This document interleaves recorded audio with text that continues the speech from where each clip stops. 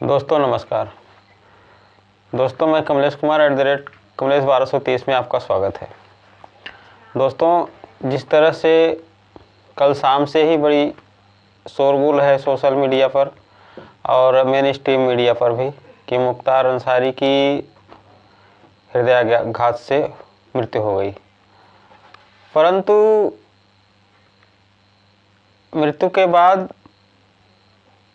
अब धीरे धीरे मामला खुल रहा है कि जेल प्रशासन पर बड़े गंभीर आरोप लग रहे हैं, उन पर सवाल खड़ा हो रहा है और परिवार ने जेल प्रशासन पर FIR करने की मांग भी की है। क्योंकि मामला है मुख्तार अंसारी जब जेल में बंद थे तो उस समय उन्होंने एक पत्र लिखा था और ये पत्र जो है कोर्ट को लिखा था। उस पत्र में एक प्रार्थना पत्र दिया गया था और उस प्रार्थना पत्र में मुख्तार अंसारी ने यह स्पष्ट रूप से आरोप लगाया था कि मुझे जेल में भोजन में स्लो पॉइजन दिया जा रहा है और ये बहुत बड़ी साजिश है। तो हम इस साजिश को थोड़ा समझते हैं और मुख्तार अंसारी ने जो पत्र लिखा था उसका कुछ पॉइंट हम आपको बताते हैं कि उन्होंने पत्र में कहा क्या था। उन्होंने पत्र में बड़ी लंबी चौड़ी बात लिखी है, लेकिन थोड़ा सा हम आपको बता रहे हैं।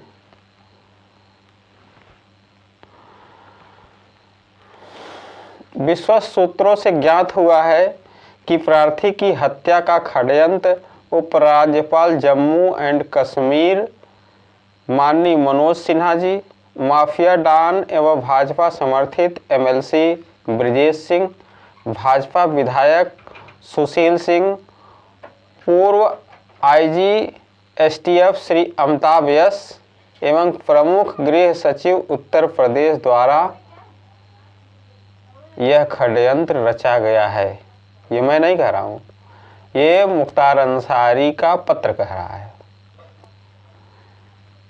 तो सवाल ये है कि क्या इस सापेक्ष में उत्तर प्रदेश सरकार ने कोई जांच कमेटी बनाई, और यदि बनाई तो उसकी रिपोर्ट कहाँ है। दूसरा सवाल ये कि इस पत्र के बाद जिस जेल में मुख्तार अंसारी बंद थे उस जेल के प्रशासन का निलंबन होना और उसकी आज तक कोई चर्चा नहीं है कि आखिर उन अधिकारियों का निलंबन क्यों हुआ।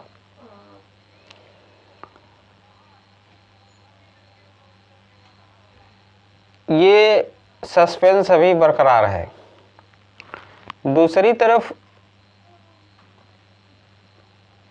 भारत सरकार की या उत्तर प्रदेश सरकार की कानून व्यवस्था पर भी सवाल खड़े हो रहे हैं, क्योंकि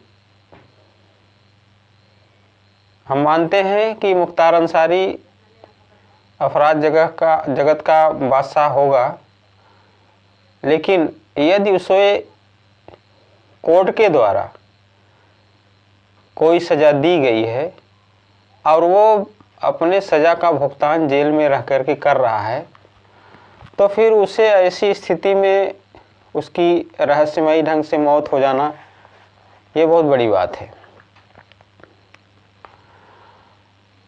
उसके बाद जेल प्रशासन का तबादला होता है, हमने आपको बताया, परंतु उसके बाद इसकी जांच होती है या नहीं होती है इसका आज तक कोई पता नहीं है।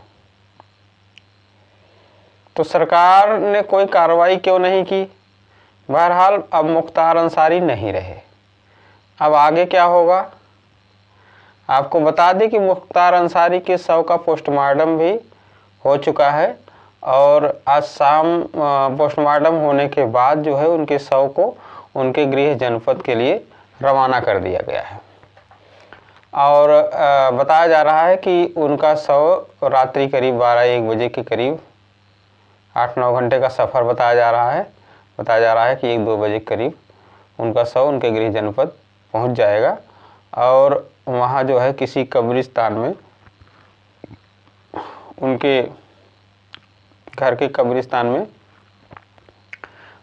उनके शव को दफनाया जाएगा कल सुबह की नमाज अदा करने के बाद। ये तो मुख्तार अंसारी की बात रही। लेकिन अब उनके एक पुत्र हैं अब्बास अंसारी, जो किसी मामले में वो भी जेल में बंद हैं। और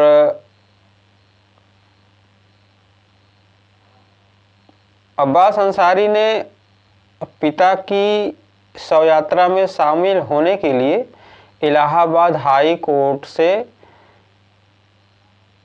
पेरोल मांगने के लिए अर्जी दाखिल की थी आज। परंतु इलाहाबाद हाई कोर्ट ने कहा कि जो किसी अन्य पीठ का मामला है उसे हम नहीं सुन सकते, और यही कह करके इलाहाबाद हाई कोर्ट ने उनको बेल देने से मना कर दिया। अब बताया जा रहा है कि अब्बास अंसारी के वकील जो है वो सुप्रीम कोर्ट में अर्जी दाखिल करने के लिए गए हैं। परंतु सवाल ये है कि सुप्रीम कोर्ट में इतनी जल्दी सुनवाई हो पाना संभव नहीं है, क्योंकि कल सुबह शनिवार की सुबह की नमाज अदा करने के बाद उनके शव का जो है दफनाने का कार्यक्रम होगा। तो ऐसे में अब्बास अंसारी जनाजे में शामिल नहीं हो पाएंगे, ये ऐसा लग रहा है। इसके बाद उन्होंने सुप्रीम कोर्ट का रुख किया, परंतु सुप्रीम कोर्ट में वक्त लग सकता है और मुख्तार अंसारी के शव को शनिवार को ही सुबह नमाज के बाद दफनाया जा सकता है। इस पर समाजवादी पार्टी प्रमुख अखिलेश यादव का एक ट्विटर पर बयान आया है। उन्होंने कहा है कि एक तरफ राम रहीम को पेरोल पर पेरोल और दूसरी तरफ अब्बास अंसारी को अपने पिता मुख्तार अंसारी के जनाजे में शामिल होने के लिए इजाज़त देने के मामले को हाई कोर्ट सुनने को तैयार नहीं है। तो अब सवाल सिर्फ सरकार, जेल प्रशासन पर नहीं उठ रहे हैं, बल्कि सवाल अब कोर्ट पर भी उठने लगे हैं कि समाजवादी पार्टी का कहना है कि राम रहीम जैसे अपराधी को पेरोल पे पेरोल मिल सकती है, 1-1 महीने तक की पेरोल मिल जाती है, और यहाँ जो है अब्बास अंसारी को अपने पिता की मृत्यु के बाद जो है जनाजे में शामिल होने के लिए कोर्ट का रुख करना पड़ता है और इंतज़ार करना पड़ता है, और कोर्ट यह कह करके मना कर दे रही है कि हम इस मामले को नहीं सुन पाएंगे। आपको बता दें कि अब्बास अंसारी बलात्कार के एवज जेल की सज़ा काटने वाले हैं, सज़ा काट रहे हैं, और पिता की जनाजे में शामिल नहीं हो सकते। अब्बास अंसारी का एक पत्र है, देखिए आप इसको। इस पत्र में भी उन्होंने बहुत कुछ लिखा है।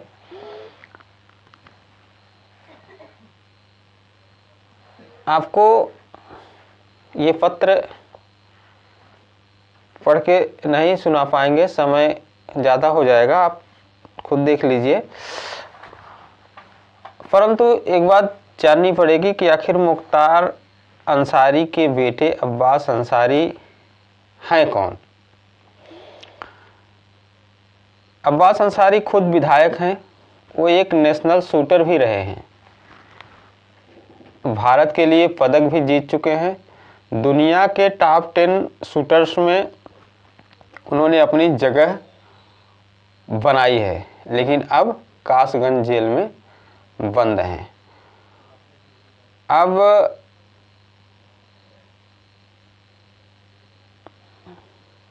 उन्होंने जो पत्र लिखा है उस पर थोड़ी सी चर्चा हम कर लेते हैं। यह एएमसी